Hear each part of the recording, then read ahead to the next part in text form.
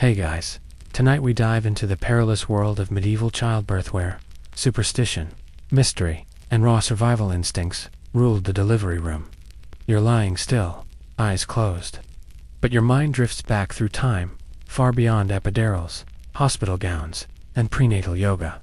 Instead, you're stepping barefoot onto the splintered floorboards of a thatched cottage in 13th century Europe. The walls smell faintly of herbs and smoke. There's no sterile white bed or hum of machines here, just candlelight, the rustle of cloth, and an air thick with fear and expectation. Back then, childbirth wasn't a moment for Instagrammable joy. It was a deadly gamble, the most dangerous thing a woman could do, short of volunteering for battle without a sword. In some places, nearly 1 in 3 women died giving birth during their lifetime. You probably wouldn't survive this, but hey, let's not get ahead of ourselves. So, before you get comfortable, take a moment to like the video and subscribe, but only if you genuinely enjoy what I do here. And while we're here, post your location and what time it is. See who's the most dedicated night owl tonight. Now dim the lights. Maybe turn on a fan for that soft background hum, and let's ease into tonight's journey together. You start with your feet planted in medieval mud figuratively, but also possibly literally, depending on your social class. Life is earthy, reality is gritty, and no one really understands how babies get made. Well, not exactly. They've got the general idea, sure, but the fine print is missing, and nobody's handing out pamphlets. You see, conception isn't some neatly outlined chapter in a health class book. It's wrapped in layers of folklore, religious belief, and rudimentary anatomy knowledge. Sperm isn't always part of the conversation, and neither is ovulation. Sometimes it's blamed on wind imbalance or hot and cold bodily humors, depending on the prevailing theory of the day. It's like trying to bake a cake without a recipe, an oven, or flour, but somehow it still works. Sometimes, what makes things extra tricky is the absence of privacy and the abundance of opinions. Everyone has advice, from your neighbor with 8 kids and no teeth to the local priest who once read a dusty passage about fertility from a Latin text he didn't fully understand. And then there's the pressure. Oh, the pressure. Marriage in medieval times is rarely about romance. It's a transaction. A union of land, livestock, and legacy. Producing an heir isn't just expected, it's your job. You're not just a wife. You're a hopeful incubator. The whole village is silently watching, wondering when you'll start to swell with promise. But it's not that easy. If conception doesn't happen quickly, you're looking at a long menu of folk solutions. Drink crushed date wine under a full moon. Sit on a fertility stone warmed by the sun. Rub basil into your belly while reciting a psalm backward only on Wednesdays, obviously. Even the saints are involved. Women might pray to Saint Margaret, patron of childbirth, or wear amulets inscribed with obscure prayers said to quicken the womb. Historians still argue whether these rituals were acts of faith, desperation, or both. And sometimes, it's not about helping at all, it's about blaming. If you haven't conceived, maybe it's a curse. Maybe someone has bound your womb through dark magic. The local wise woman might perform a ritual to unlock it, involving blessed water, wild herbs, and occasionally a live chicken. Don't ask where it goes. Some accused women of witchcraft simply for miscarrying too often. But not all advice was terrifying or superstitious.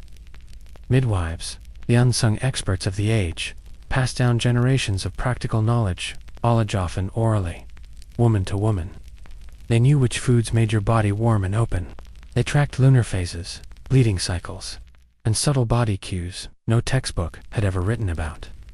It was intuitive medicine, intimate and deeply personal. It wasn't science as we know it, but it worked often enough to endure. And while some midwives were viewed with awe and respect, others existed in a dangerous middle space, powerful but not educated, spiritual but not clergy, knowledgeable but not officially sanctioned. The Church, particularly by the 14th century, grew increasingly suspicious of their work, especially as accusations of witchcraft began to rise. You had to walk carefully between being helpful and being heretical. In noble households, things looked a little more comfortable, though not much safer. Wealth bought better food, perhaps a physician's visit, maybe a slightly cleaner birthing space. But even queens weren't immune to the terror of childbirth. Consider Queen Jane Seymour, third wife of Henry VIII. She gave birth to the future.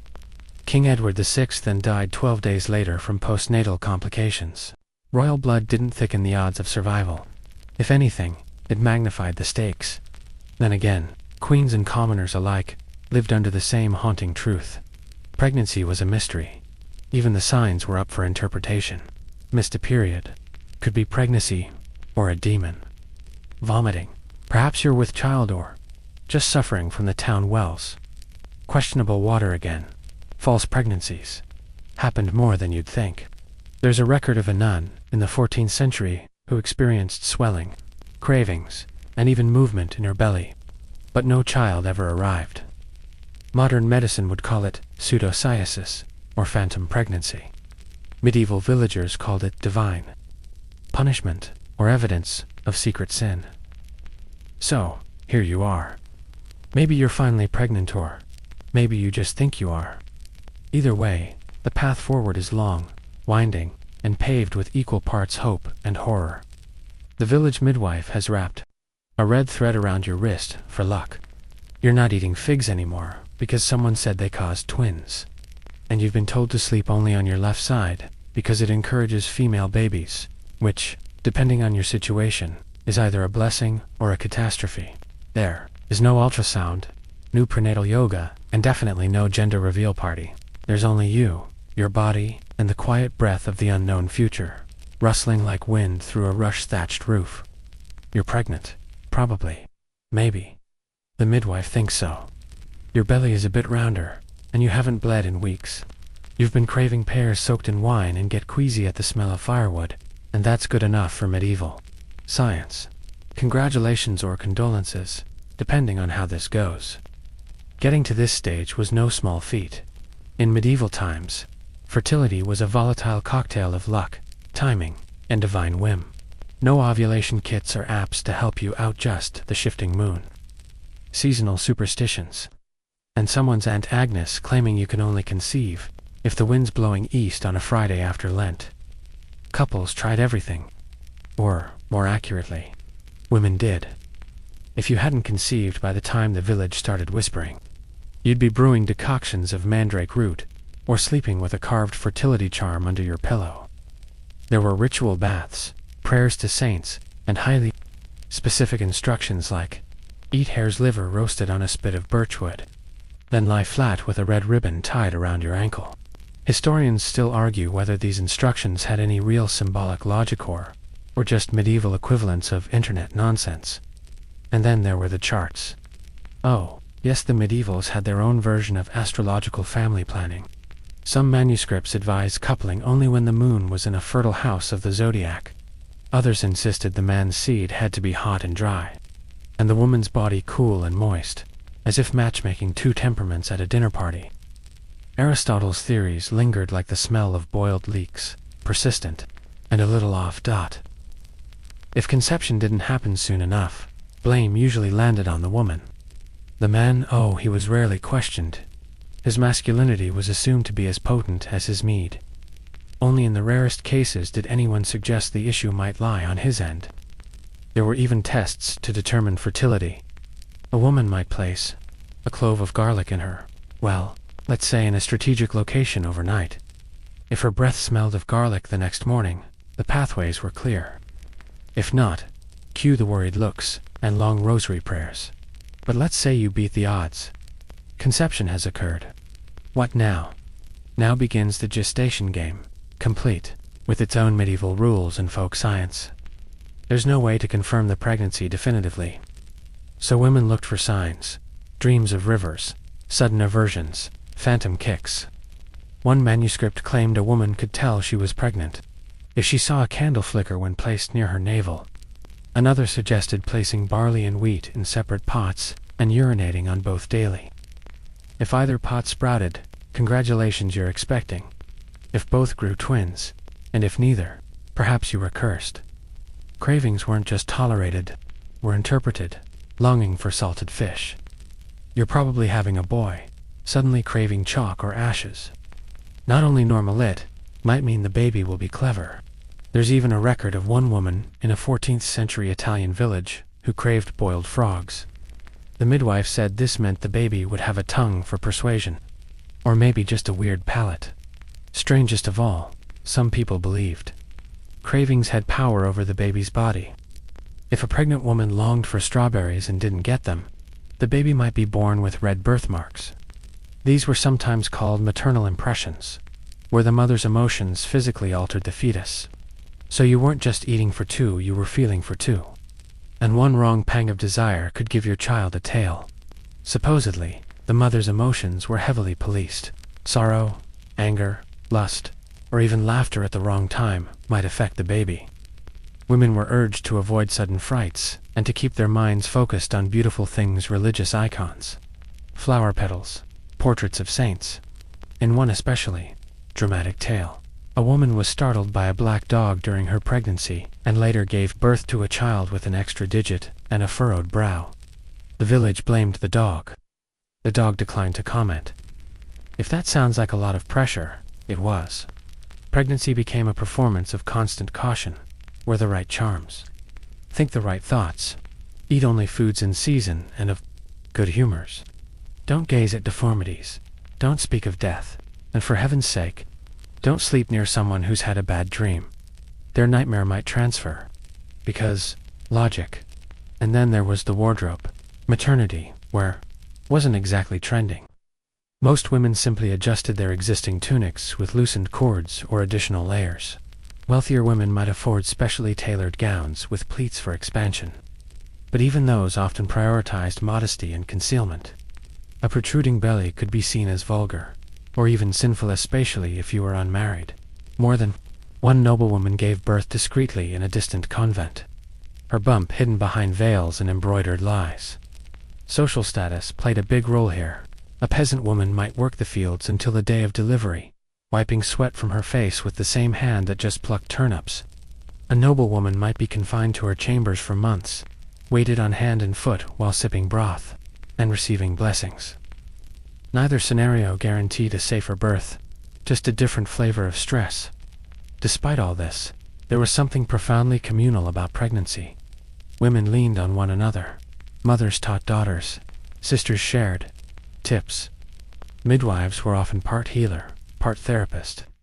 They weren't just managing physical symptoms, they were managing fear.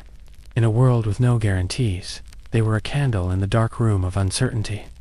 And through it all, life kept moving. Chickens still needed plucking.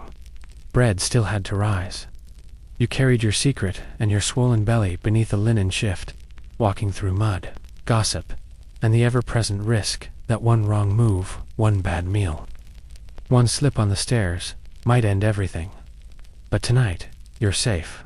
For now, the wind has died down outside your little cottage. The embers crackle softly in the hearth. You rest one hand over your belly and whisper a prayer, just in case.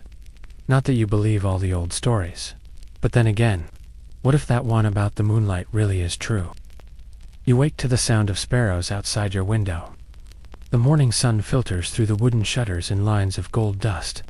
But you stay still a moment longer, hand resting gently on your belly. There's a flutter, maybe. Or maybe it's just gas, hard to say. In the medieval world, there's no ultrasound, no fetal heartbeat monitor, just sensations, guesses, and the practiced eye of your midwife, who's seen enough swollen ankles and pained groans to read your body like scripture. You're pregnant, and now you must endure what the women before you called the time of waiting.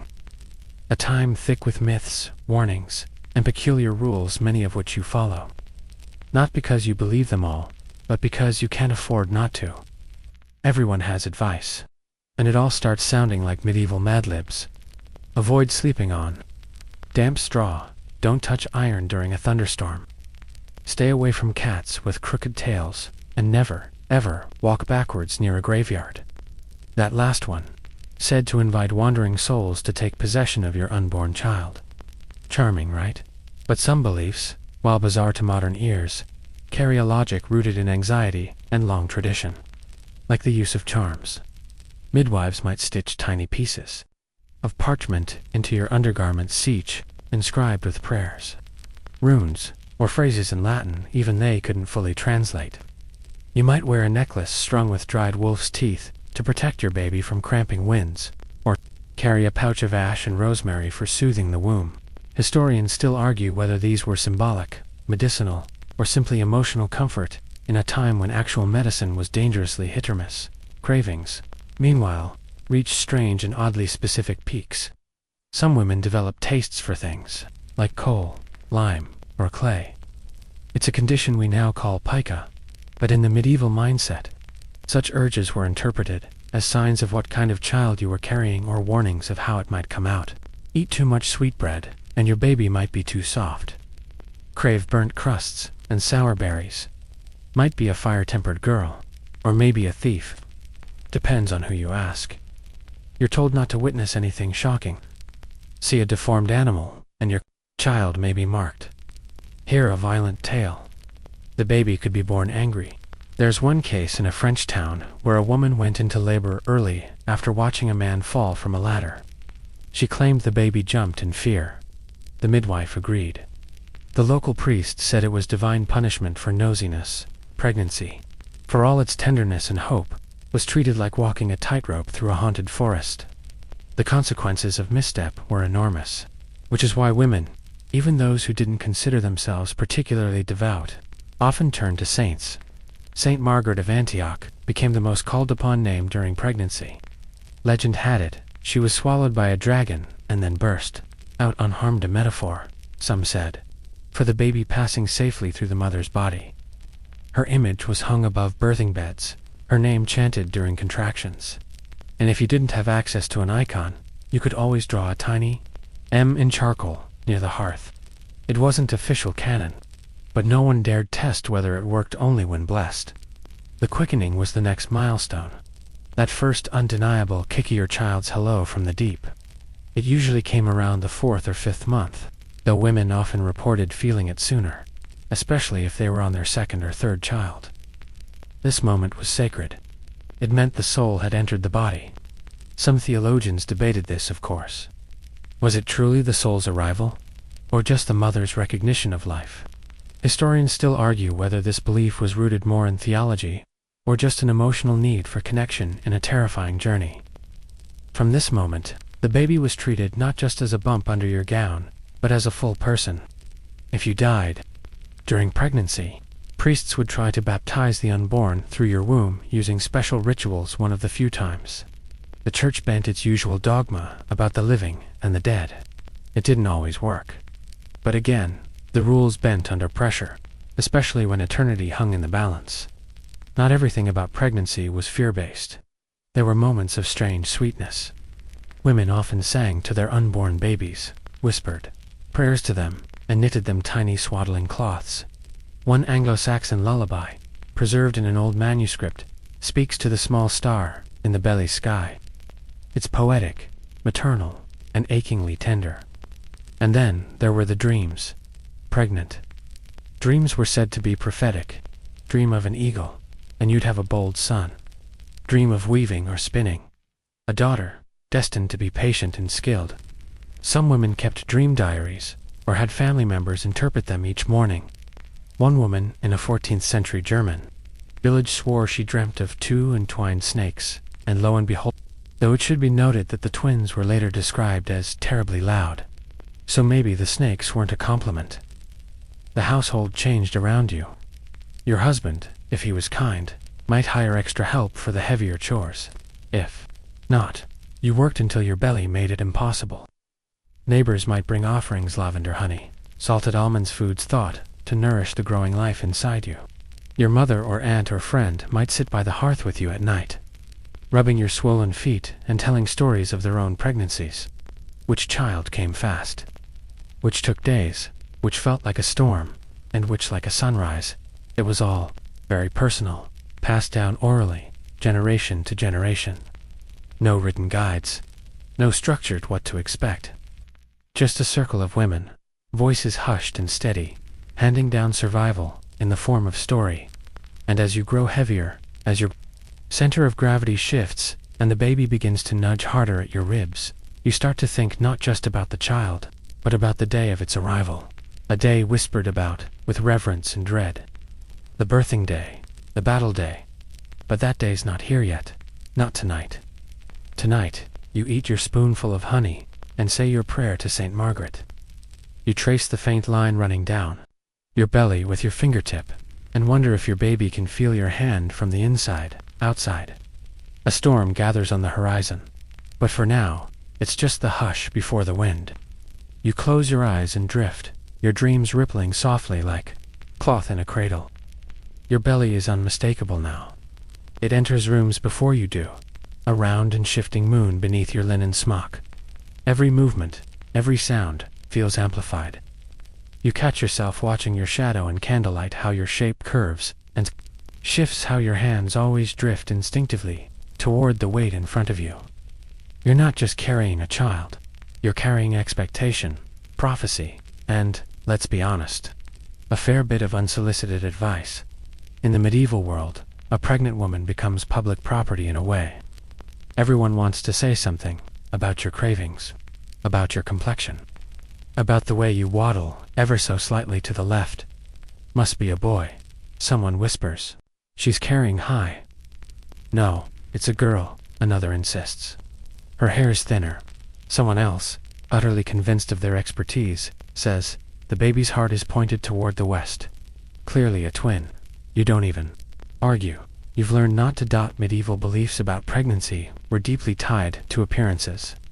The belly's shape, the swelling of the ankles, the glow or lack thereof, the skin, were all signs to be interpreted. A woman who grows lovely in pregnancy bears a boy. One who grows pale and pinched bears a girl. A 13th century midwifery scroll claims the logic: boys gave their mothers strength, girls sapped it. Try not to take that personally.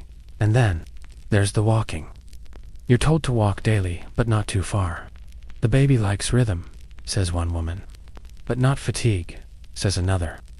And always walk forward, and never under a ladder, because the triangle it forms might cut the cord. Historians still argue whether this triangle taboo was a spiritual symbol, or just some carpenter's superstition gone rogue.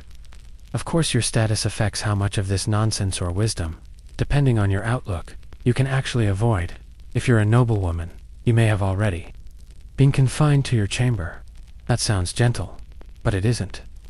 It means you're effectively locked away for the final month of pregnancy, hidden from the eyes of men and the chaos of the outer world. A spiritual retreat. Maybe a gilded cage. Definitely, inside this room, every detail is curated. Heavy curtains drawn. Candles lit at all hours. Holy relics hung from the beams. Saint Margaret, Saint Anne. Maybe even a splinter from the true cross. If your family is really well connected, your bed is surrounded by cushions, not for comfort, but in case of fainting. Or worse, visitors are limited to women, your mother, your midwife, a maid or two. The men in your life, husband, brothers, even your parish priest are banned, unless summoned during crisis or after the birth. This is a women's space now. Quiet, cloistered, and filled with low voices and whispered prayers. But if you're a peasant woman, you're still working. That cow won't milk itself. Laundry won't wash itself in the freezing stream. Your children, if this isn't your first pregnancy, still need chasing, feeding, and occasionally yelling at. There's no confinement, just a slow tapering of chores as your joints stiffen and your ankles double in size. Still, in both households, preparations begin. Linens are washed and boiled, clean ones for the birthing bed, dirty ones to soak up the aftermath. You grind dried herbs, fennel for nausea, lavender for calm, rue to ward off evil. You stitch tiny garments for the child, though you've no idea how big they'll be. Some are stitched with a prayer folded into the hem. Keep safe what is. Hidden, you whisper it aloud, each time the needle bites. There are rituals too. You hang a dried horsehair braid over the door to keep away malicious spirits. You bury a small carved token under the threshold, often shaped like a cat, oddly enough, to protect the mother from night terrors. And maybe you place a silver coin under the mattress. Not for wealth, for luck. A bit of shining insurance. Midwives begin their slow orbit around your household. Some come to feel the belly, to listen with an ear pressed directly to your skin. Others offer advice about laboring positions on all fours, squatting, kneeling while gripping a wooden beam. Each child prefers its own doorway. One of them says. You nod, as if that makes sense. Maybe it does. There are superstitions you follow, not because you believe, but because what if? What if stepping over that broom handle really does cause a breech birth? What if you forget to cross yourself at the sight of a black bird, and the baby is born with a limp? You do the motions. You mumble the words. You let the sacred and the absurd braid together, because that's how people survive uncertainty with stories, with rituals, with just enough belief to keep the fear from choking them. Some women, especially in Italy and parts of France, wore small, carved pendants gold, ex-votos, shaped like body parts, a hand for dexterity, an eye for beauty, a whole little torso, swaddled in silver, for general wellness. These trinkets were later offered to shrines, if the birth went well. If it didn't, they were buried in graveyards, their prayers still echoing underground, despite the anxiety. Despite the weight, both literal and emotional, there are odd flashes of joy, a baby hiccup, a sudden roll that makes your whole belly shift like rising bread, laughter with your midwife over which saint is the busiest this season, the smell of fresh linen, folded and waiting, the lullabies you hum, not quite sure if you remember the tune, but comforted all the same. You sometimes imagine the baby's face. Will it have your eyes, your husband's ears, the neighbor's odd mole? You hope not, but medieval logic says proximity during pregnancy can influence features. So, then, late at night, when the house is finally quiet, you feel the weight of it, all the anticipation, the risk, the legacy you're carrying. The stories you've heard of women who went into labor and never came back. The ones who did, and returned forever changed. You close your eyes, both heavy and alert. A candle flickers. Somewhere in the distance, an owl calls. The world outside keeps spinning, but inside this small room, time has slowed. Breath by breath, you edge closer to the moment everything changes. The moment arrives without warning, lest you count the 3 nights of strange dreams. The tightening in your lower back, or the way your cat won't leave your side. Maybe those were signs. Or maybe your baby's just on their own schedule. It starts with a tug, a cramp that isn't quite like the others. Then another, and another. You freeze, hands bracing against the edge of your bed, staring at the flicker of the candle, as if it might whisper what to do next. But there's no fanfare, no trumpet of divine revelation. Just the unmistakable tightening of your womb, rhythmic and relentless. Labor has begun. In a medieval world, the response is immediate and instinctual. Word spreads fast through servants, family members, neighbors. Someone fetches the midwife. Another gathers hot water, clean cloths, and whatever herbs are on hand. If you're lucky, someone even remembers the birthing stool. Your chamber transforms. It becomes a sacred, secret space, both a battlefield and a sanctuary. The windows are shuttered tight, curtains drawn.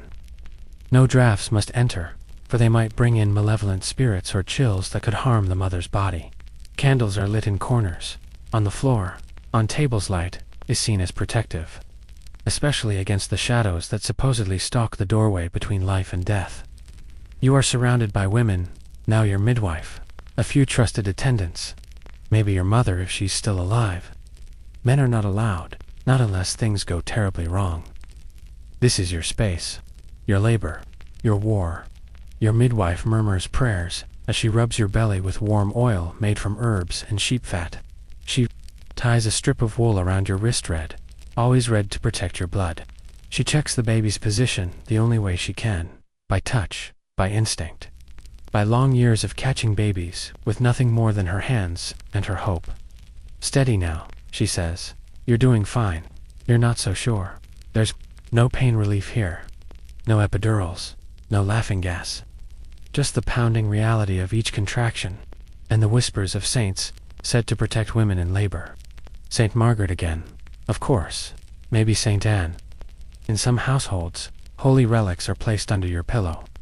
In others, a crucifix is pressed into your palm to clutch like a talisman. The pain comes in waves, hot and full of pressure. You scream once, loud and sudden. One of the women begins chanting a prayer. Another offers you a strip of leather to bite down on so you don't shatter your teeth. And then someone brings the rope. It's knotted, worn, hanging from the ceiling beam. You grip it like a lifeline, bracing against the pull of the next contraction. Medieval birthing ropes aren't symbolic, they're practical. They let you bear down while squatting, or they help you shift your weight when the pain becomes too much to endure lying down. The birthing stool is brought out next. It's shaped like a wide-mouthed horseshoe and hard, stained by countless past deliveries. You straddle it, knees wide, breath coming in ragged gasps. The open space beneath you allows the midwife direct access. There's a bowl underneath. You try not to look, and still the contractions come. Some women recite psalms between pushes. Others sob. Some go frighteningly silent. Your voice may rise or vanish. Either is normal. One birth record from 1423 tells of a woman who cursed the saints one moment and begged their mercy the next. The priest called her troubled. The midwife called her strong. In particularly long labors, women were sometimes encouraged to drink warm wine mixed with crushed cloves, or even brace yourself a bit of powdered eel, supposed to encourage the womb. It usually just encouraged vomiting. There's very little timekeeping, but everyone knows when things are progressing. You begin to feel a pressure so enormous it threatens to split you in two. The midwife crouches between your knees, murmuring encouragements you barely hear. One of the assistants places a damp cloth on your forehead. Another wipes blood from your thighs. Sometimes labor lasts 12 hours, sometimes 30, sometimes less, but rarely. The human body was a mystery, and childbirth its greatest enigma. Historians still argue whether prolonged labor was seen as punishment or simply the work of fate. Some saw it as spiritual penance, your body paying the price for Eve's first sin. Others saw it as a test, a passage, a sacred threshold only women could cross. In some cases, they bring in charms not just for protection, but for speed. A girdle with Latin inscriptions is wrapped around your waist. A saint's bone pressed briefly against your chest. A bowl of salt water placed under your chair to draw the child down. You might be asked to inhale the scent of burned sage, or a mixture of applewood and frankincense. The smoke curls around you like a dream, and finally, midwife sees something. The head, she announces, voice hushed, reverent. You don't care. You're half mad from the strain. Everything burns, and your body is no longer yours. You are something primal now, a vessel, a forge. Then, the moment swift and roaring, when the child leaves your body, a rush of warmth, a silence, and then, if you're lucky, a cry, a sound like no other, thin and high and impossibly alive. The baby is lifted, rubbed, turned upright, slapped lightly, if necessary. Sometimes they're dipped in warm wine, or washed with rosemary water. Sometimes they're just wiped, and wrapped, and pressed into your arms before you even know what's happened. It's over, except of course, it's not. There's still the placenta, which must be delivered. Still the bleeding which may or may not stop. Still the fever which could rise in the night. But for this moment, just this one, you hold your baby against your chest, and breathe like someone who's just returned from the farthest edge of the earth. Outside your window, the village stirs. A rooster crows. Somewhere a bell tolls. But in this room, everything is quiet. You're alive. The room doesn't smell like triumph, it smells like blood, sweat, and scorched rosemary. Your thighs are trembling, your skin damp, your chest heaving in the aftermath. But the baby is here, alive, swaddled in cloth and held against your chest, small and squalling, slick with the miracle of survival. And yet, even now, your job isn't over. The midwife isn't finished, not by a long shot. Her hands move swiftly, checking, pressing, nodding quietly to herself. She's waiting for the afterbirth, the placenta sometimes referred to as the second birth. It must come quickly and cleanly. If it doesn't, infection can set in. If it breaks inside you, you're in danger again. Maybe worse than before. She urges you to bear down one last time. A warm cloth is pressed to your stomach. Someone murmurs a prayer to Saint Leonard. patron of difficult labors. A basin is brought closer, discreetly hidden under linen so you won't see. Eventually, with a gush and a low groan, the placenta is delivered. Relief washes over everyone like a tide. You'd think the danger has passed, but in truth, it's only changed shape. There are no antiseptics, no antibiotics, no trained physicians hovering just outside the door. If your womb doesn't contract properly, you'll bleed. If remnants remain, you'll sicken. Puerperal fever, a dreaded postpartum infection, can come on within hours. Some women are fine in the morning and gone by nightfall.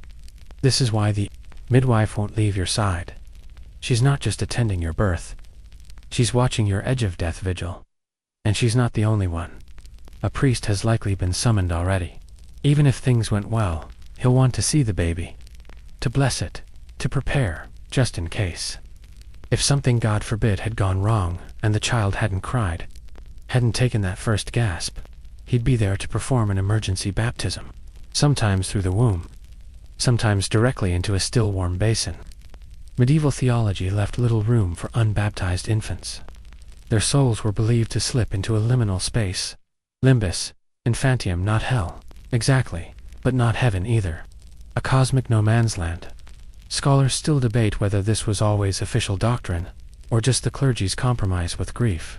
But today, your baby lives, and so, after a quiet inspection for deformities, extra fingers, missing tocini, sign of divine displeasure, or monstrous omen, the baby is declared healthy. It's swaddled in clean linen, tight and secure, like a very small, slightly angry burrito. Newborns are often bound head to toe in the first weeks, limbs straightened, fingers curled over bits of fabric. Some say it's for warmth, others for shaping. Babies, after all, are expected to become orderly little people-land that starts early. You lie back, drained. You feel light and empty, yet impossibly heavy, like you've left part of yourself behind, which, in a way, you have. The bed is changed. Linen soaked with blood is quietly taken away, washed in ash water, or buried if there's too much of it. The birthing stool is returned to its place. The rope is untied and coiled. Candles are extinguished, one by one, until the room grows dim and golden. The midwife sits beside you, holding your wrist in one hand, murmuring to herself as she counts your pulse. She touches your forehead, looks at your pupils, smells your breath. It's rudimentary medicine, sure, but it's medicine. All the same, medieval knowledge of the female body is generous in its creativity and stingy in its accuracy. With dissection outlawed for centuries by both church and law, much of what is known about your internal workings comes from guesswork. Galen's dusty scrolls, and observations gathered from women like you, brave, exhausted, and unable to explain why something hurts or bleeds or feels wrong. You're told your womb is like a furnace, or a sponge, or, in one bizarre manuscript, a wandering animal that can travel up toward your lungs if left unchecked. That's right. One common belief was that the uterus could become displaced and roam your body, causing hysteria, fainting, or even madness. Treatment: holding strong-smelling herbs to your nose to draw it downward. Not exactly a peer-reviewed process. There's no such thing as uterine prolapse in name, but it absolutely exists in reality. If it happens to you, the midwife might try to push it back in with a poultice and prayer, or she might tell you to stay lying down for 3 days, drinking nothing but warm ale and sage water. The bleeding, if it continues, is addressed with cloths soaked in vinegar, or by tying a linen knot over your navel. There's even a report from a rural German town of using spiderwebs, yes, actual webs pressed into wounds to staunch postpartum hemorrhage. It sounds ridiculous, but silk is surprisingly antimicrobial, and desperate times make for inventive remedies. Historians still argue whether these remedies were based on observed efficacy or just the sheer stubbornness of tradition. Then comes the binding. You're wrapped tightly from hips to ribs with long bands of cloth, pulled, snug, and knotted at your sides. The idea is to help your body close, to realign your organs and encourage the womb to return to its proper position. It's not comfortable. You feel like a package, but women swear by it. Some even keep the bindings on for 40 days, changing them only to bathe at all. You're allowed to bathe at all. Your first food is broth, maybe with a bit of barley or dried apple.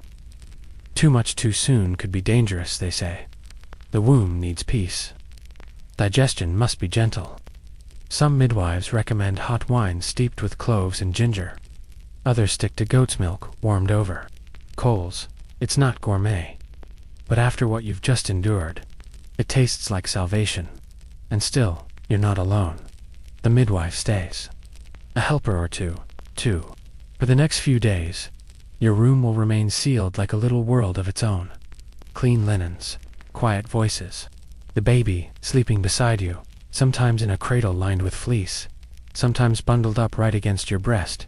You've stepped through something immense, something few men of the time could even begin to understand. They speak of honor on the battlefield, but this was your battlefield, and you survived barely. For now, you close your eyes and rest. The baby stirs. Outside, life continues. Bells tolling, sheep bleating, bread rising in the hearth. But in this room, in this pause between agony and routine, there is a hush. A silence as sacred as a prayer. The morning after birth feels like waking up inside someone else's body. Every muscle aches. Your breasts feel like sacks of warm stone. Your belly, once firm with promise, now lies soft and hollow, like a deflated wineskin. You touch it absently, unsure whether to feel pride or grief. But there's no time for that now. The baby wakes, fussing in short, sharp chirps, like a bird that's not quite learned to sing. You pull the swaddle down and place them against your chest. No bottle, no formula. Just your body, your sore, leaking, confused body, and the ancient, instinctual hope that milk will come. It doesn't always. Breastfeeding in the medieval period wasn't a given. It was an expectation, yes, but also a gamble. Some women produced milk immediately. Others waited days. And in those days the baby might be fed goat's milk or almond milk spooned in slowly, or soaked into a scrap of cloth for the child to suck. In wealthier households, a nurse might be Semenda wet nurse, already lactating, often from another family, sometimes barely past her own delivery. And that's if you're fortunate. If you're not, you're left praying over warm fennel broth and pressing sage leaves to your breasts while the baby cries in that terrible, desperate way. Newborns do more animal than human, a sound that drills directly into your spine. The midwife might offer incantations or medicinal scent. One recipe from a French herbal suggests rubbing crushed anise mixed with honey along your ribs while chanting a short blessing. Historians still argue whether this was believed to be truly effective or was merely psychological relief for women, already stretched thin by exhaustion. Eventually, with time and effort, and a bit of medieval alchemy, your milk arrives. Feeding is constant, long, aching sessions, during which you do little more than rock and hum, and try not to nod off mid-latch. And yes, even in 1380, babies had opinions. Some latched poorly. Some wanted to nurse every hour. Others refused altogether, flailing with. The dramatics of a royal heir denied their crown, and if they cried too often, neighbors might whisper, "The child is possessed," one might murmur. "She must have eaten too much rosemary during pregnancy," says another. Or worse, it's the mother's milk, spoiled from anger or bad dreams. In one chilling account, a woman in a remote Yorkshire village was advised to stop nursing entirely after her baby failed to thrive. A neighbor said her milk was tinged. By the moon, the baby died. The mother was never the same. It wasn't all gloom, though. There were rituals of joy, too. Visitors came, slowly, in hushed tones, and with baskets in hand. Soft wool, dried fruit, a loaf of bread still warm from the oven. Peasant or noble, a birth was still a communal event. For women, especially, it was one of the few moments in life that shifted their status visibly. You were now a mother. That meant something: respect, maybe, authority perhaps, and responsibility. Always responsibility. The baby remained unnamed until baptism. That could take days or weeks, depending on travel, availability of clergy, or weather. In the meantime, they were simply the babe, or our little one. Some whispered private names, tokens of affection, or protection, but nothing official. A child without baptism was vulnerable not just to disease, but to spirits. The air was full of them, supposedly, lurking at windowsills, hiding in smoke, waiting for any sign of weakness. This is why you kept the candle lit. Always one, even during the day, especially at night. It wasn't just for light. It was a symbol, a ward, a boundary, a flickering line between life and whatever waited just beyond the cradle's edge. You weren't allowed to leave your chamber yet. The 40-day lying-in period was still observed in many places. Technically, it was for recovery, though it was also rooted in spiritual purity. Until you were churched, a postnatal blessing performed by a priest, you were considered temporarily unclean. Not sinful, necessarily, but still set apart, tainted by blood. Even if the birth had been smooth, even if the baby thrived. During this time, you stayed inside. You wore soft linens, ate warming foods, sat near the hearth. You were told not to look at fire directly, lest it draw your blood outward. You weren't to touch iron, dig in soil, or handle cold water. You weren't to speak of the birth too freely. Words carried power, and telling your story too soon might invite ill luck, and so you healed in silence. Friends visited. You'd share small gossip, pass the baby back and forth, compare swelling ankles. Sometimes you all just sat together, watching the flames. One might start knitting. Another might sing a lullaby passed down from her grandmother. The baby would squirm. A nose would be wiped. A little spit up would land on someone's sleeve, and no one minded. There's something profound about that, about being cared for by other women in a world where so much is uncertain. You weren't alone in this. Not really. You started to tell your birth story, softly, slowly, not all at once. A flash of pain here, a prayer there. A strange warmth in the middle of the worst contraction that felt like being watched, comforted by something bigger than yourself. You weren't sure if you imagined it, but someone would always nod. Yes, they'd say that happens. You begin to understand the lineage you've joined, not just of mothers, but of survivors, of storytellers. Your body might feel broken, but your voice has returned, and when the baby sleeps finally, you lie back, watching their small fists twitch, their eyelids flutter like leaves in wind. You reach out and touch their cheek, impossibly soft, impossibly real, in that moment. You understand something no book ever taught you. This is how the world continues, not through kings or battles or scrolls or gold, but through this tiny, rhythmic breathing, through cracked nipples and salt tears and whispered lullabies in the dark. And for now, that's enough. The days blur now, quiet and warm, and vaguely sticky with milk and sweat. Your chamber has taken on a rhythm of its own, gentler than before, but pulsing with small, constant demands. Feed, rock, sleep a little, wake again, repeat. You live in a kind of soft exile, half removed from the rest of the household. You can hear the clatter of dishes in the hall, the scuffle of boots in the yard, the shouts of children outside, but you remain here, inside the womb of your own recovery. The world waits. This 40-day period, called lying in, is sacred. Not in the glorious, triumphal sense, but in the hush between things sense. You are healing, spiritually, physically, and socially, until you are churched. Blessed by the priest in a small ceremony, you are not to rejoin society fully. You are in between, touched by life and blood, and perhaps death. Marked, the church calls it purification. You might call it rest, or boredom, or necessary survival. During this time, women visit, only women. They sit by your bedside and help you tie your bindings. They brush your hair, if you allow them. They tell you gossip from the town, update you on the baker's new apprentice, or relay the way your husband dropped a bowl of stew and swore so loudly that even the dog flinched. You smile. You don't always answer. Sometimes, just hearing voices is enough. And your baby, your strange, squeaky little creature, is beginning to wake up to the world. Their eyes open now, cloudy and unfocused. They hiccup like tiny drums. They recognize the rhythm of your voice, the shape of your scent. You've stopped counting the feedings. You simply respond. The baby cries, and your hands move before your mind catches up. Still, there are rituals to follow. A great many of them. On the 7th day, if your baby is strong enough, they are bathed. Not a full soaking, just a warm cloth, gently rubbed with sweet herbs.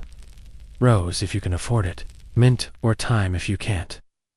The water is blessed, or at least left to sit in the sun before use. It's believed that direct sunlight purifies. Some mothers whisper prayers over it before dipping the cloth. The baby is anointed with a bit of oil. Afterward, goose, fat or almond, depending on what you have. It's rubbed into the scalp, the soles of the feet, the chest, meant to seal in health, they say. And maybe, on some instinctual level, it does. The child looks stronger afterward, shinier, more real. Naming is next. It comes with the baptism, which could take place any time from a few days to a few weeks after birth. The Church encourages immediate baptism, just in case. Infants are fragile things, and the medieval soul is considered vulnerable until cleansed. But logistics get in the way. Weather, travel, illness. Sometimes you wait. You remember being asked softly, kindly, what name you chose. You'd been turning it over in your mind for months, a quiet chant in the back of your brain. Names carry weight here. They call saints down from heaven, or carry the ghosts of ancestors forward. A boy might be named John, Thomas, or William. Strong names, saint names, sometimes a grandfather's name. A girl might be Anne, Margaret, or Mary. Or, occasionally, something surprising like Petronilla or Clarimond. Once you met a woman whose daughter was called Deuce, sweetness, you whisper your chosen name to the midwife. She nods, pressing the word against her lips like a secret kept warm. Then comes the baptism. If you are well enough, you dress in clean linen and step outside the chamber for the first time. Your legs are shaky. You're binding tight. The air feels huge.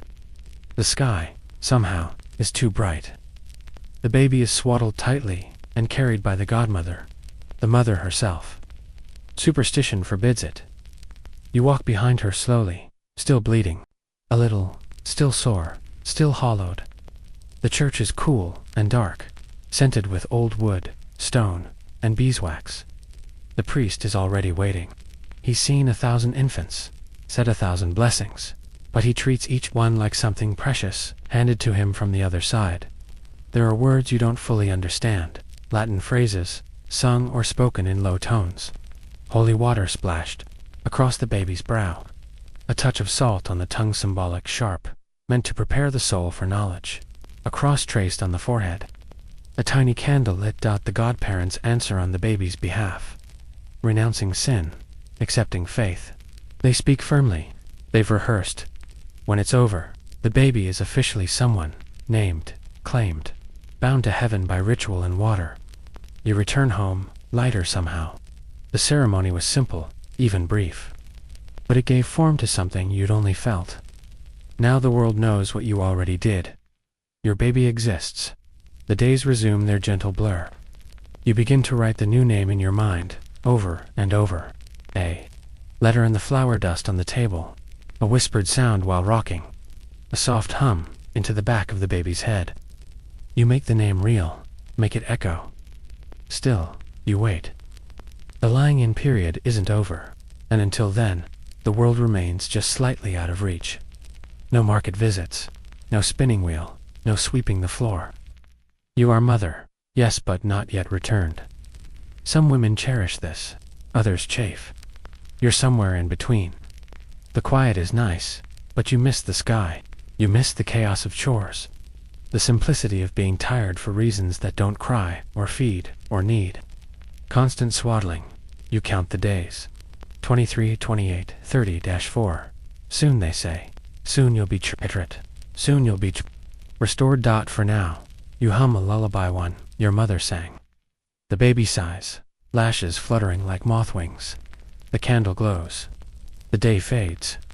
You are not what you were. You are more, and less, and something entirely new. The 40th day arrives like the turning of a season. You wake, and the air in your chamber feels different, lighter, perhaps, or just cleaner. Outside, there's birdsong. You haven't heard it in weeks, not clearly. not with the walls muffling sound and your mind wrapped in wool. Today is the day of your CHURCHING. It's a strange little ritual. Technically it's not required, but everyone expects it. The priest, your neighbors, even your midwife. It's how the community knows you're back, that your body is clean, your soul unburdened, your place in the world ready to be reclaimed. You dress carefully, in your best linen gown. Not fancy, just respectable. Modest, white, if you can manage it. You comb your hair, rewrap your midsection with lighter bindings, and touch your face with rosewater. You look tired, but real. Less ghost, more woman. Your baby stays home. This ceremony is for you. The walk to the church is short, but it feels like a journey. Your legs are still unsteady, your hips ache, and your ankles swell by the time you reach the door. But no one minds if you limp a little. You've earned it. The priest meets you at the threshold. He stands just outside the nave, holy book in hand, incense curling like threads around his robe. You kneel, or bow if kneeling's too much, and he begins the prayer. It's not long, a few lines from Psalms. A blessing of thanks for your survival, a request for your continued health. If he's kind, he adds a prayer for your child, to just a murmur. Then you're sprinkled with holy water. Just a touch, a drop on your brow. Sometimes the priest places a lighted candle in your hand, symbolic of your return to the light though. You're not always trusted to hold it, if your fingers are still trembling. And that's it. You are church, restored, clean woman again, whatever that means, in this curious calculus of blood, pain, and rebirth. You walk home slowly, half limping, half floating. There's no parade, no celebration. But when you step back inside your house, things are different. You're allowed to enter the kitchen again, to light the fire, to knead the bread. The boundaries of the sacred confinement fall away like the last frost of spring. Even your husband looks at you differently, less as a fragile shell, more as the woman he remembers. He doesn't say much, but there's something in the way. He hands you a bowl of stew without asking if you're still too sore. That tells you everything. Life resumes, and yet, you are not quite the same. You've walked a path that skirts the edge of life and death. You've survived, and so has your child. But there's a weight to that, a knowing, a heaviness behind your ribs that never entirely leaves. There are other things to manage now. Your cycle will return, eventually. Your fertility will rise again, and with it, so too will expectation. 1 child is good, 2 is better. 3 means your family might survive the winter. For well, that depends on whether you're still walking upright. Medieval women had many children, not always by choice. You know this, everyone does. And so, with each month, you begin the quiet, inner arithmetic. Am I late? Was that pain normal? Did we forget to pray hard enough last week? And yes, there are methods of prevention, though no one calls it that. Old women whisper of herbs pineal, rue, tansy, but they are dangerous in the wrong amounts. Some women chew certain seeds, others soak cloth in vinegar and place it where vinegar should never go. Historians still argue whether these were ever widely effective, or just acts of desperation. Disguised as tradition, you think about it sometimes. About what it would mean to be pregnant again. So soon. Too soon. But mostly, you try not to. You focus on what's in front of you. The curve of your baby's cheek. The little sighs they make while sleeping. The way their fingers wrap instinctively around yours. Tiny and determined. Your body slowly begins to return to itself. Not entirely. Your hips are wider. Your gait is different. Your hands shake when you carry buckets of water. But you laugh again.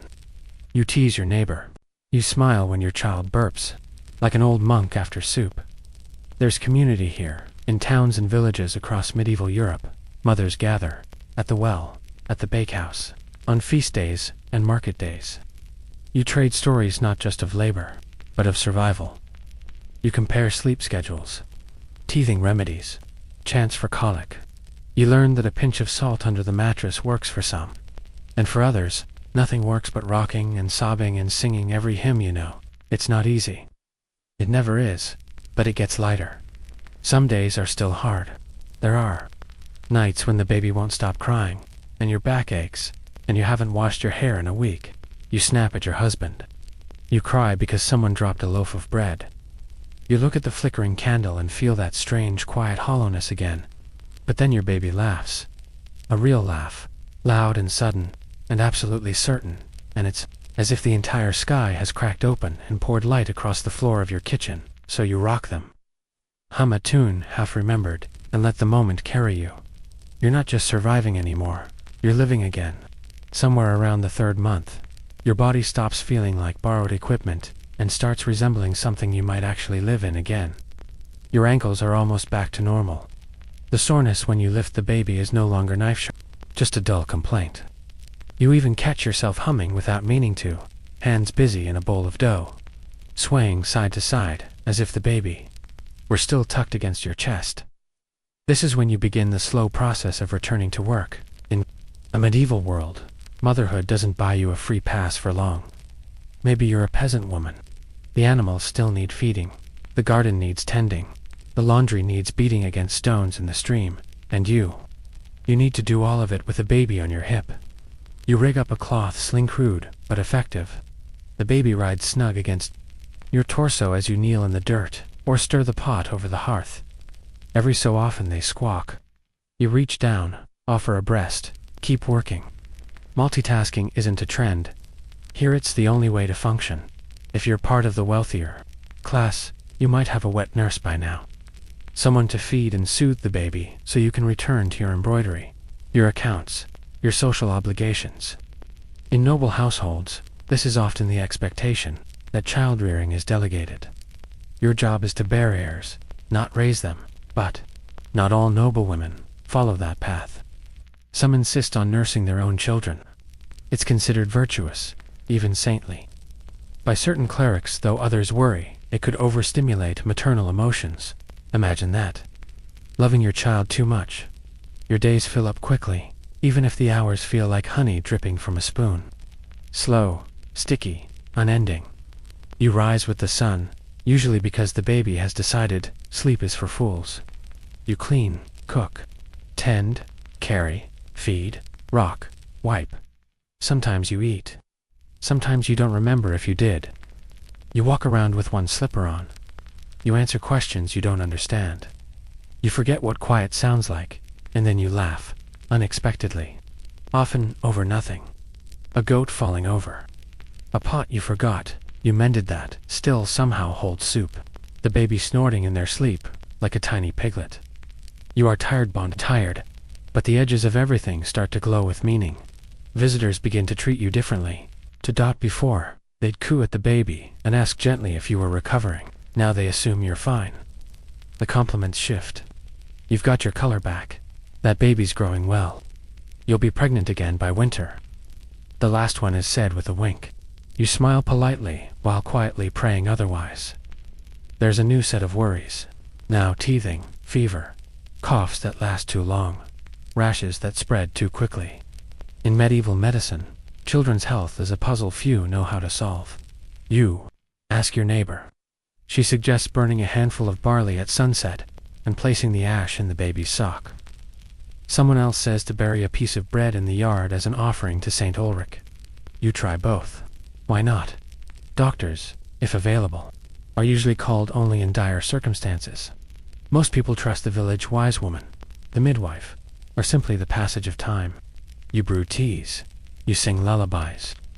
You hope the child begins to respond to the world now. They recognize your face. They gurgle when the dog passes by. They clutch your sleeve with alarming strength.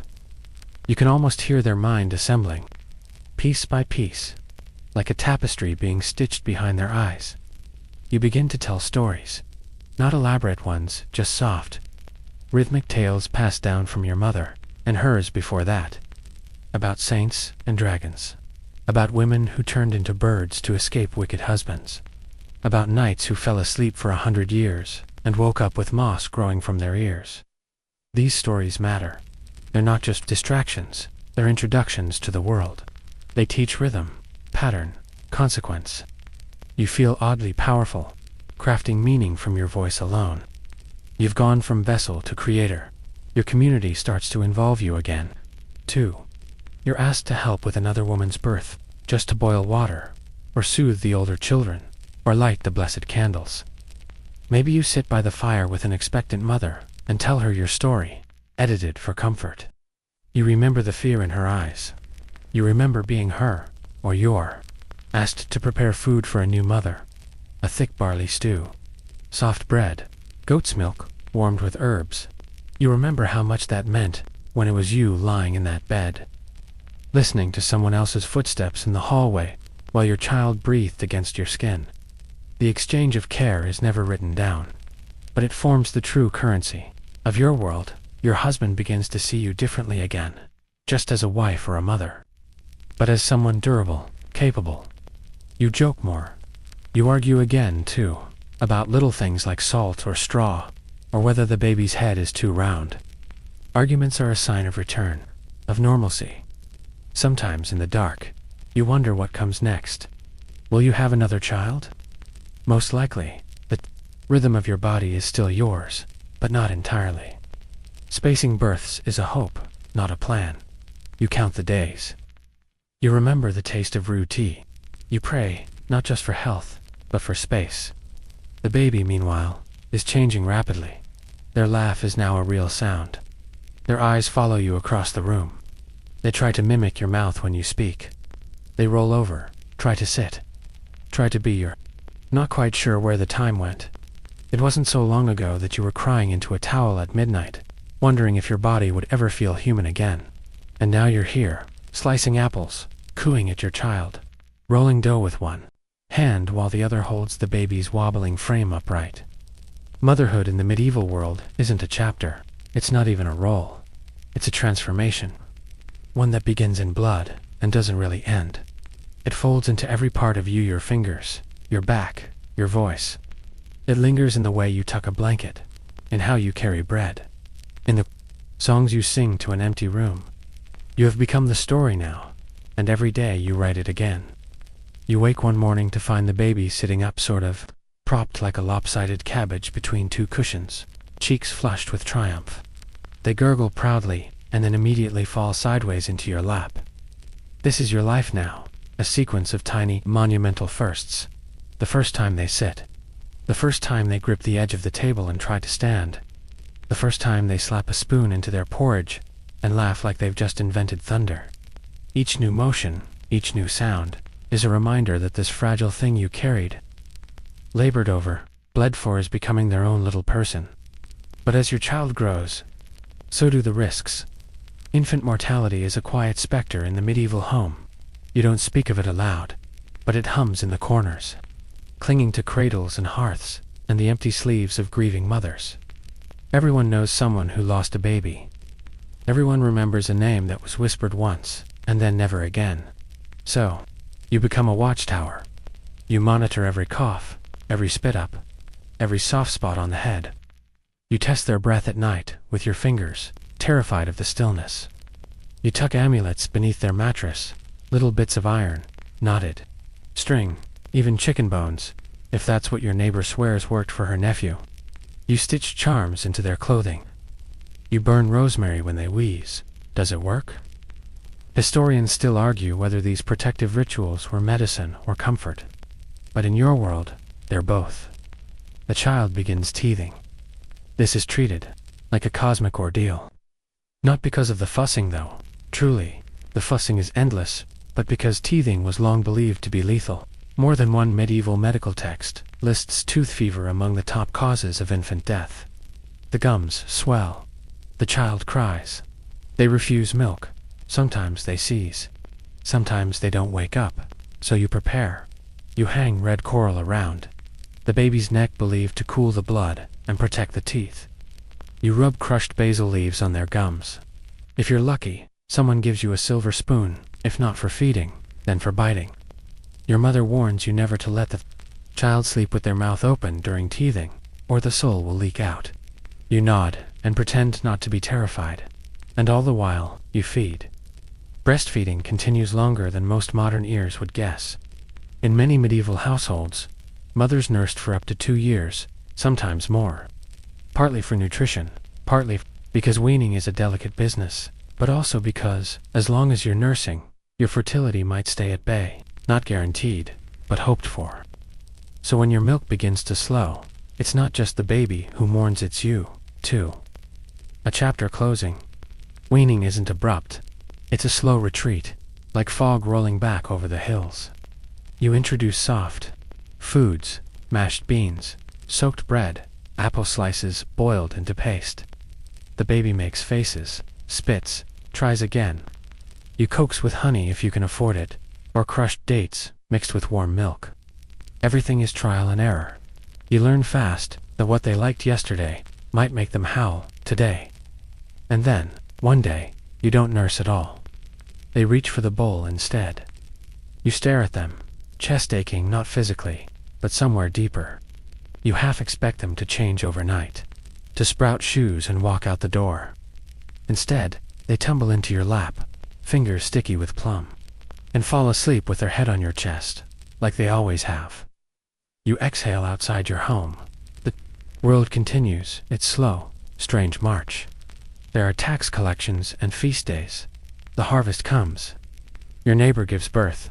A cow dies. A storm rips the roof off the barn.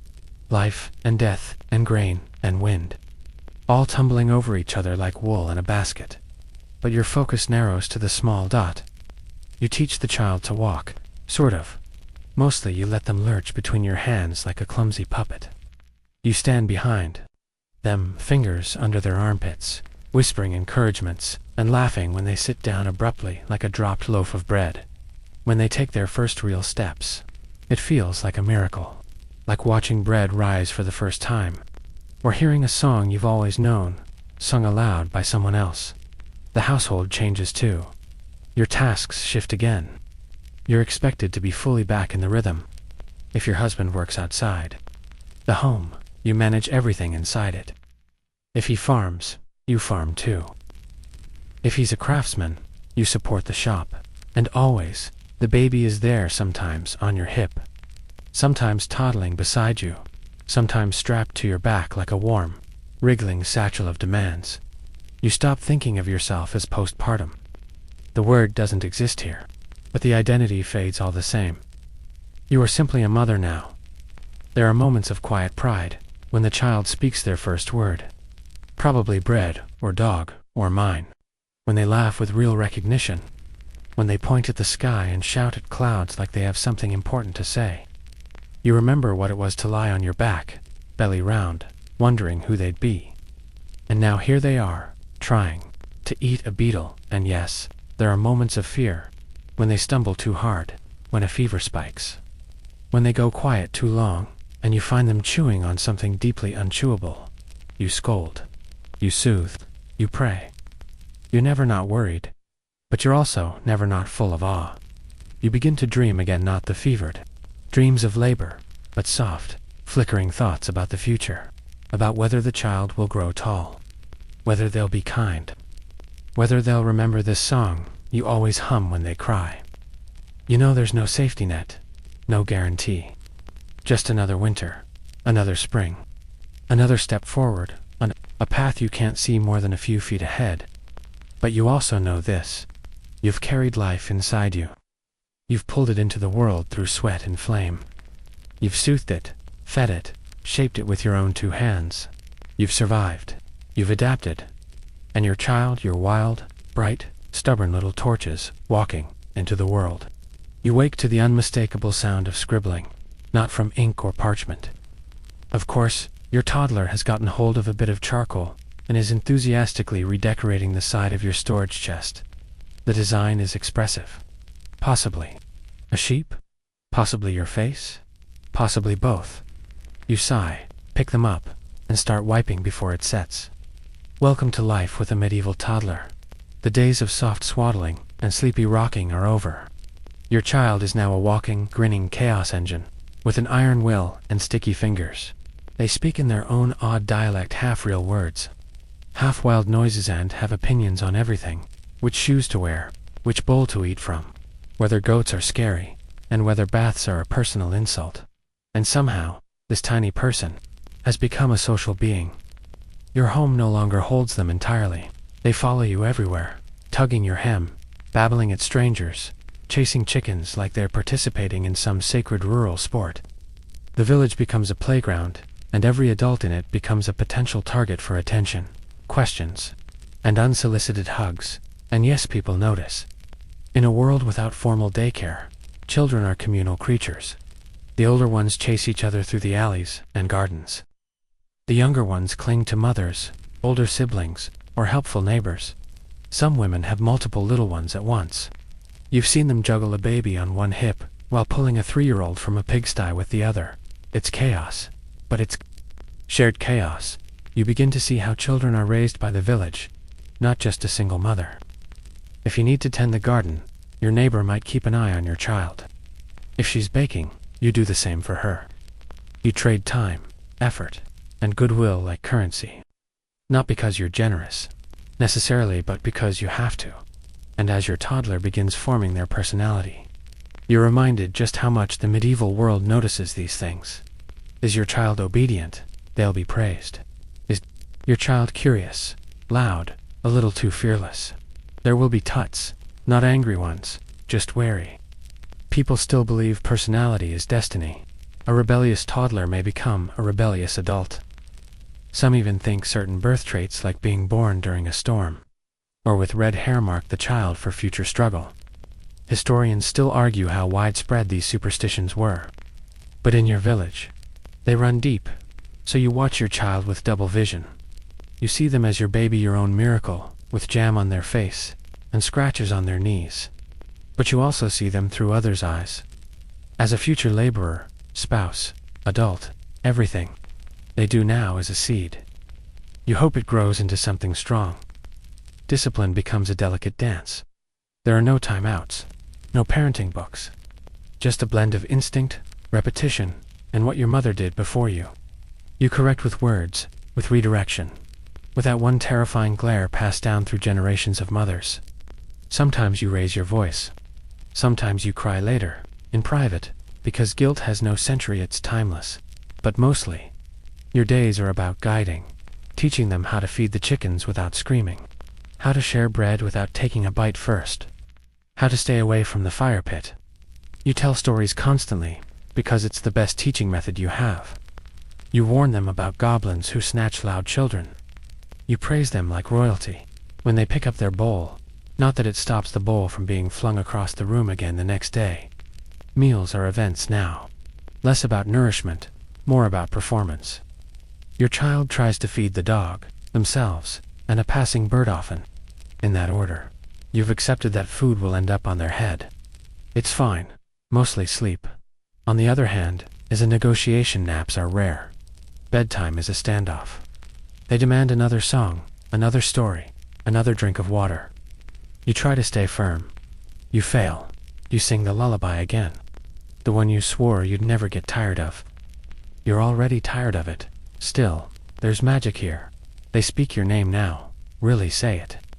They run toward you with arms open, like you're the only safe harbor in a stormy world. They bring you rocks like treasures. They press flowers into your hands with all the ceremony of a royal gift. You feel joy in a way you didn't know before, like firelight in your chest. There are still dangers, of course. Illness can come fast. Fevers flare overnight. Cuts can fester. You do what you can. Wash the wound with vinegar. Pack it with herbs. Whisper a charm under your breath. You pray. You wait. Most times they recover. Sometimes they don't. Every child lost is a scar on the village. There are quiet corners of every home where a cradle still stands, empty and undisturbed. You visit those mothers. You don't say much. You bring broth. Sit. Let silence speak. Because you know that love and grief are sisters. Your own child gets stronger. Fewer fevers. More energy. They chase bugs, mimic animals, play with carved dolls or stick horses. Sometimes they just sit beside you, copying your movements, kneading dough, stirring the pot with a too big spoon. The first time they help you sweep the floor, your heart practically bursts. You begin to teach more purposefully now. Simple things. How to wash hands. How to sit still during Mass. How to recognize useful herbs. even how to spin just the basics. They're too small to do it well. But the motions matter. It's the beginning of skill, of usefulness, of growing into someone who contributes. You don't use that word aloud, but everyone thinks it. Useful. Children must eventually become useful. For girls, that means learning to cook, sew, tend animals. For boys, learning tools, farming, trade. Your child's path isn't fixed yet, but it's beginning to form, like footprints in soft earth, faint but present. You start to plan for the future, not years ahead. Just seasons. What clothes will they need before winter? Are their shoes too tight? Will they be old enough to help with the harvest? You count coins, count favors, wonder if the baker's wife still has that cloak her daughter outgrew. And at night, when your child sleeps, arms flung wide, mouth open like a tiny bear, you sit by the fire and exhale. You've made it through another day, another tantrum, another meal, another giggle, another terrifying, glorious, exhausting hour of being someone's whole world. And tomorrow, you'll do it again, because that's what medieval motherhood is. Not one great act, but thousands of small ones. Done in love, in fatigue, in fierce, stubborn hope. By the time your child turns 3 or 4, something shifts not just in them, but in how the world sees them. They are no longer merely a baby. They are now a small person, with chores, opinions, and an uncanny knack for repeating things you wish they hadn't overheard. In medieval eyes, childhood is brief. There's little distinction between the toddling innocence of early years and the responsibility that must follow. No preschool, no cartoons, no gap year of finger painting. One day you're cooing at a goose, and the next you're sent to fetch firewood with a serious warning not to dawdle. And so, you begin to teach in earnest. Not with slates and benches, not yet, but with rhythm and routine. You take your child to the well and show them how to carry a half-full bucket. You guide their hand in folding linens, in dusting the windowsill with a scrap of wool, in standing still while you cut bread. These are not tasks, they're life. You show, they mimic. You repeat, they fumble. You sigh. Then one day, they do it right. And you feel like you've just invented fire all over again. Formal schooling is rare outside of monasteries or wealthy homes. If you are lucky, if your village has a parish priest with patience, or a convent nearby, your child may learn some letters, maybe numbers. But that's not guaranteed. Most children will live their entire lives without reading a single word. Instead, they learn by doing. They apprentice under their parents or neighbors. A boy might start tending animals or watching a blacksmith work. A girl learns to spin flax, bake, tend younger siblings. Your child isn't quite old enough for all that, but already the seeds are being planted, and they notice everything. They repeat your prayers. They mimic your tone. They ask uncomfortable questions. Where do babies come from? Why does the old man at church smell like onions? Why did the pig stop moving? Death is not hidden from children here. Animals die. People too. There's no sugarcoating. You tell the truth in the gentlest way you can manage. The pig was old. The neighbor is with God now. Sometimes, things go quiet and don't come back. It doesn't stop the questions. You give them answers anyway. You begin to see how deeply your child mirrors your own moods. When you are patient, they are brave. When you are sharp, they shrink. When you laugh, they beam like the moon. It is a terrifying kind of power, knowing that your every expression is being absorbed like sunlight into wet clay, and the bond between you changes. 2. You are still their world, but no longer their entire universe. They begin to explore the edges. They wander further in the yard. They invent games with stones and sticks. They argue with imaginary friends. They come home muddy and beaming, and furious about things that don't make sense. The duck wouldn't listen. The wind pushed me. I tried to fly. You cradle their hurts, kiss their scrapes, and resist the urge to laugh too. Loudly, rituals begin to take hold. Every night, you light the same candle and sing the same lullaby. You say a prayer for St. Anne or St. Margaret, patronesses of mothers. You let your child choose the order of hugs, left, then right, then forehead. If done wrong, they insist you start over. And you do. Every time festivals arrive now with a different kind of thrill. For your child, they are not just feast days, they are adventures, a chance to see colors, hear music, taste honey-drenched pastries shaped like birds. You dress them in their cleanest tunic or gown, tie their hair with a ribbon, watch as they stare, wide-eyed, at the procession, the banners, the torches, the man on stilts pretending to be St. George. In that moment, they are not poor or rich or clever or slow. They are simply young, alive, awash in marvel. You trade a coin for a small sweet. Maybe it's a sugared almond or a bite of spiced bread. You hand it to your child, and for once, they don't throw it. They hold it like treasure. A piece of the world, given freely. These small joys matter, because medieval life is not just hardship and dirt and fear. It is also peals of laughter. Over a spilled bowl, it is the way your child clings to your leg when startled. It is the sound of them humming while picking dandelions. It is their delight when you let them stir the pot or hold the knife blunt, very blunt. You begin to trust them more. You send them to fetch eggs. You let them carry messages to neighbors. You instruct them to watch the baby for a few minutes. They do, mostly. Sometimes they forget. Once you return to find the baby eating grass, while your eldest plays knight with a broom. You scold. Then, you laugh. Then you scold again. And always, there are stories at night. You sit by the hearth and tell tales. Not for entertainment, but to teach. Stories about clever foxes and brave girls who outwit giants. About lazy boys who get turned into donkeys. About kindness being rewarded and cruelty punished. Your child listens, wide-eyed, asks questions, wants to know if dragons are real. You say yes, some fly, some breathe fire, and some look suspiciously like loud neighbors. Sometimes you make up stories about their birth, about how they kicked like a mule and refused to arrive until after midnight. They love these stories most. They ask for them again and again. You see in their face a glow that's part memory, part magic, and you realize something strange. Though the world around you is old, rough, and unpredictable, your child is living a story that no one has lived before their own, shaped by you, by time, by ash and laughter and cradle songs. They are growing into it, line by line. You are too. Your child is 5 now, or close to it. You've stopped counting by moons and seasons and started marking their height against the doorframe.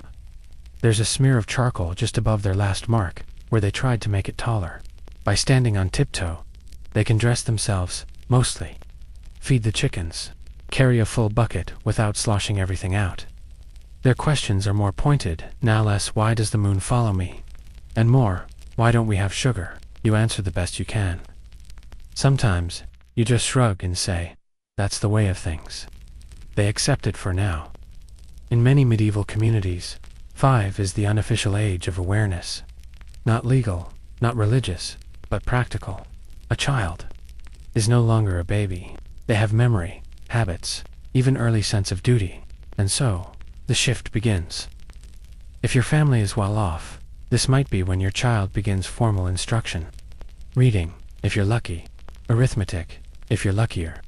Latin, if the priest is kind or bored, or both. Some noble children are sent to other households to be fostered or trained. A squire might begin his journey toward knighthood, now though he's still a child. He will learn to serve, to obey, to carry.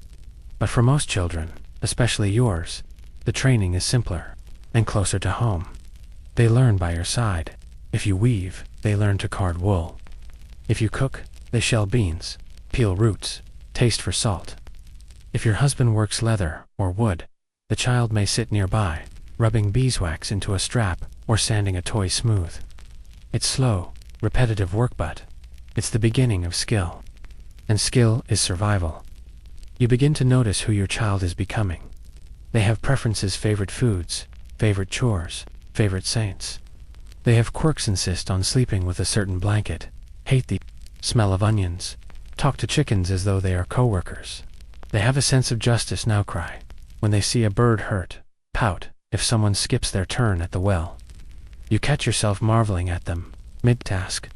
How did this small, soft creature, become a person with opinions, and then they trip over a stool and scream like they've been mortally wounded, and you're reminded they're still mostly made of knees, noise, and jam. Religious life begins to color everything more clearly now.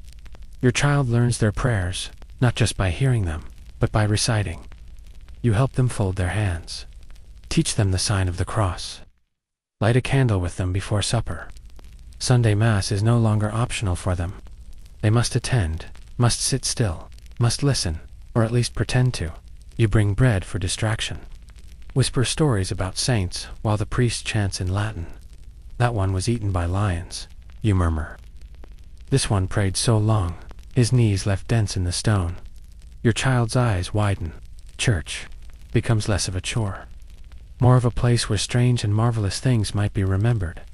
You begin speaking of the soul, gently, but clearly, that it can be stained, that it can be washed, that kindness matters more than cleverness, and they begin to see the world through that lens. There's a festival coming, and your child counts the days with smudged chalk lines on the wall. It's not a birthday. They don't really have those, not in the way modern children do, but it feels like one. A holy day, the Feast of the Assumption, or Michaelmas, or maybe even the village's patron saint. And festivals are everything. You give them a scrap of colored fabric to wear a red sash, or a blue ribbon sewn hastily into their tunic. You let them carry a little loaf of bread as an offering. They hold it like it's gold. There are bells, drums, dancing, a procession of statues, a puppet play put on by traveling performers that involves far too much fake farting and makes your child shriek with laughter. Later, you share a sweet. They get half, you get half. They offer you theirs. You refuse. They insist. You both eat. You don't notice the music ending until long after it stops. And then, life continues. You begin thinking further ahead. What kind of work might your child be suited for? Are they quick with their hands? Good at watching animals? Do they show signs of a strong back or a clever tongue? You talk with your husband. Quietly at night, you consider apprenticing, a trade, a household placement, if a relative has room. It won't happen soon, but it will happen. Childhood ends quickly here. There is no teenager, no buffer zone. One day your child will be expected to contribute meaningfully, and you want them to be ready. So you push a little harder. You correct them more firmly. You ask for help instead of assuming they'll bumble nearby. You let them fail, then try again. You assign real tasks, even when it's easier to do them yourself. You tell them when you're proud. You also tell them when you're not. They grumble. But they grow. And still, they are yours. They fall asleep leaning against your side. They ask for songs when the wind howls. They sneak apples from the kitchen and deny it with crumbs on their cheeks. They reach for your hand when the goats make strange noises. They are becoming someone else and still. Miraculously, they are your baby. You remember the first time they blinked up at you, too new for words. You remember the first wail, the first step, the first moment they recognized your voice in a crowd. You remember the fever that scared you half to death. You remember the first time they made you laugh when you didn't want to. You hold all of this silently while they sleep. Their body is longer now, their breath slower. Their hair curls against the blanket, just like it did when they were 2. And in the morning, they'll wake up a little taller, a little braver, a little closer to the person they're becoming. The year turns again, as years do quietly, invisibly. With the changing scent of the earth and the subtle stretch of sunlight into evening, your child is no longer new. Not in age, not in spirit. They have grown into the rhythms of your home, like ivy curling around old stone. They wake early now, sometimes before you. You find them at the hearth, poking the ash with a stick, pretending to be the village smith. Or outside, talking softly to the chickens in what they've decided is important business language. You smile and let them play. You don't correct them anymore when they get their prayers out of order. They'll learn. They already have. Around the 6th or 7th year of life, a shift begins, one felt more in the soul than the body. In many medieval households, this is when a child starts to truly participate in the world beyond the hearth. There is no sharp line, no ceremony, just a slow fading of softness, a gradual trade of cradle songs for expectations. Your child knows it, even if they don't say it. They ask bigger questions now. Why do some people have more bread than others? What happens if someone doesn't believe in God? Will I be strong enough to help you when I'm big? You answer as best you can. Sometimes plainly, sometimes with a story, sometimes with silence. You teach them to carry more, to lift with their knees, to tell when the bread is done by smell alone. You let them attend their first market, clutching your skirt with one hand and a threadbare coin purse with the other. They beam with pride when they hand over the money for flour. You don't even remind them to say thank you. They already do. They are proud of their usefulness now, and that's important. Because in your world, usefulness is love, not that. You don't love them for being. But the medieval world is built on labor, on participation. There's no room for endless childhood. Your child learns to serve, to help, to contribute. They start speaking about what they can do instead of what they want, and yet they are still so small. One morning, they bring you a flower, muddy and half-crushed, but offered with all the seriousness of a royal decree. It's for being my mama, they say. You try not to cry. You know what's coming. If you're fortunate, your child will remain with you for some years more. But already there are whispers that the cooper down the road is looking for a young apprentice, that the widow at the edge of the village needs help tending her goats, that your cousin in the next town might take the child in for proper instruction. This is how it begins. Not abandonment, not exile, but the gentle scattering of life's next steps. A child goes to serve, to train, to grow, and slowly, slowly, they become part of something else. Another rhythm, another circle of breath and bread. You are proud. You are also terrified. Because how do you protect someone from afar? You think back to the first night after birth, the ache, the fear, the heat of their body pressed to yours, the way they felt like your own heart, broken into pieces and given legs, and now they walk ahead of you. Literally, figuratively, sometimes with too much confidence, sometimes looking back, just to check. Are you still there? Yes, you. Say always. You wrap bread in cloth. You sew a patch on their tunic. You smooth their hair and hand them a scrap of rosemary for luck. You say a prayer under your breath. You don't ask them to stay. That would be selfish. You just stand there, pretending not to cry, because medieval motherhood never ends. It just changes shape. And even when they are gone off in another home, another town, another life, you will still feel it. When the wind shifts, when a certain song plays, when you wake in the night and think you hear a child's footfall, they will be out there, growing, trying, surviving, and you will be here, still rising before the sun, still kneading dough, still singing lullabies to no one in particular, still remembering the time they told you they were going to be a knight, or a baker, or a dragon, still holding the shape of them in your arms, long after they've gone, still, always, their mother. And now, it's late. The candle's nearly burned. To its end, its wax pooling into quiet folds at the base of the dish. The hearth glows low, embers pulsing softly beneath their blanket of ash. The house is silent, save for the settling of wood and the occasional stir of wind outside your shutters. You sit, unmoving, in the hush of it all. Everything, every moment of pain, of joy, of fear, of stubborn hope, has folded itself into this stillness. Your body remembers all of it. The weight of a newborn, the ache of sleepless nights, the curve of a child's laughter resting against your chest. Motherhood in the medieval world was never simple. It was never gentle, but it was real, rooted in breath, in flesh, in sacrifice. You carried life through the veil of death. You fed it with your own body. You sang it into calm, walked it through fever, dressed its wounds with trembling hands, and then hardest of all, you taught it to live without you. This is the shape of love.